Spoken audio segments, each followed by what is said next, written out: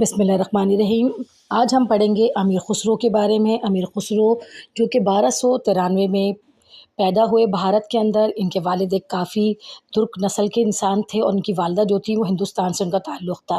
آپ نے ابتدائی تعلیم بچپن میں ہی حاصل کرنی شروع کر دی تھی، جیسے کہ وہاں پہ حاصل کی جاتی تھی عربی، فارسی، ہندوی۔ ادبی میں ادبی خدمات آپ کی ہیں کہ امیر خسرو نے ایک نہ صرف کہ بہت سارے گیت لکھے، بہت ساری نظمیں اور مثنویاں لکھی، بلکہ آپ نے موسیقی کو ایجاد کیا۔ موسیقی کی جو ایجاد ہے وہ آپ کی ہی کہنا چاہیے مرہون منت ہے۔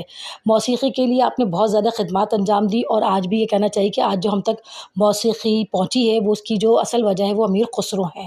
آپ کا تعلق تصوف اور روحانیت میں سے بہت زیادہ تھا۔ آپ جو تھے حضرت جو نظام الدین اولیاء تھے ان کے مرید تھے، لہٰذا ہمیں ان کے جتنی بھی شاعری ہے اس میں تصوف کا جو پیغام ہے وہ بہت اعلیٰ طریقے سے نظر آتا ہے۔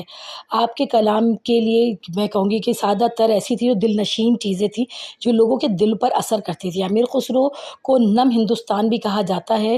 ایک عظیم شاعر، صوفی، موسیقار، دانشور تھے۔ انہوں نے فارسی اور ہندی زبان میں نئی کہنا چاہیے بلندیاں حاصل کی، موسیقی کو ایک نیا انداز دیا، کوئی نئے اختراعات متعارف کروائے۔ آپ کی وفات جو ہے وہ 1325 کو دہلی بھارت میں ہوئی۔ آپ کا ہر شعر آج بھی مشہور ہے اور لوگ آج بھی آپ کو اچھے ناموں سے یاد کرتے ہیں۔ آپ نے جو چراغ جلائے تھے وہ آج بھی روشن ہیں۔